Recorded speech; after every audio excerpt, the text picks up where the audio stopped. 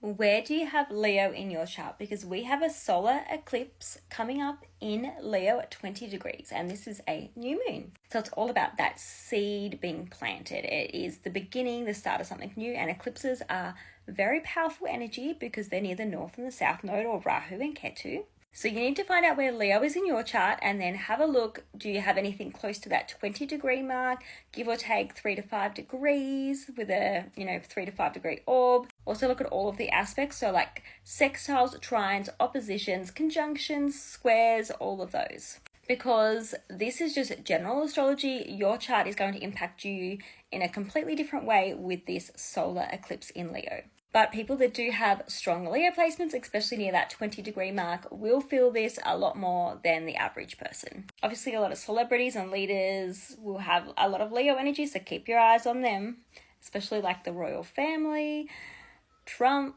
all of them. Just watch what they're doing during this eclipse time because it's going to be a bit chaotic.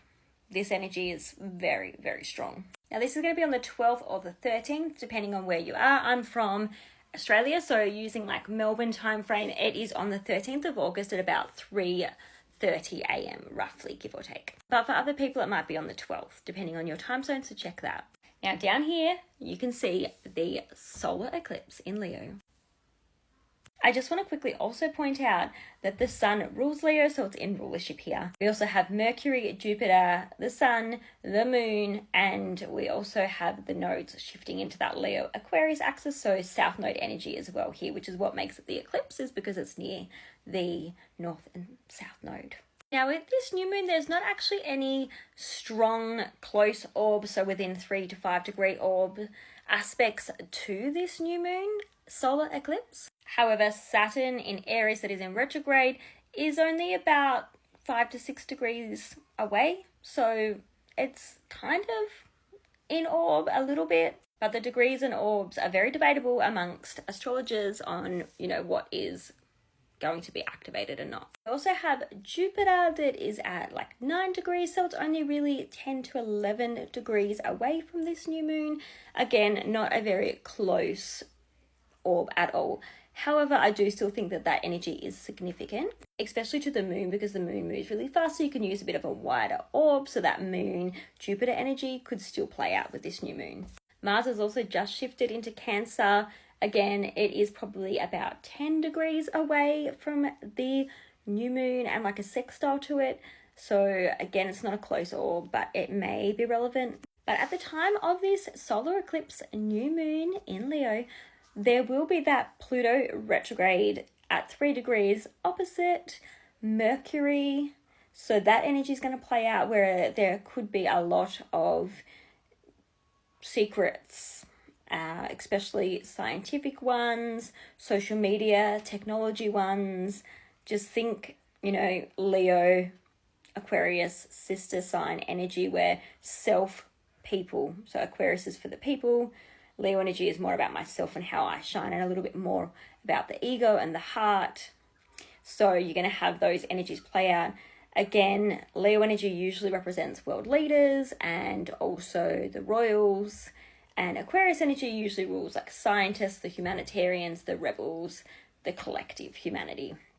And it also rules over things like electricity and also the internet and all things that are like tech. Whereas Leo is usually the influencers, the performers, the creatives, like that kind of energy. Aquarius is also very much detached, heartless, and Leo is very much about the heart and that childlike, fun, playful energy. Again, there's higher vibrations of these energies and lower vibrations. So that's just kind of like that polarity kind of energy that you're going to see at play.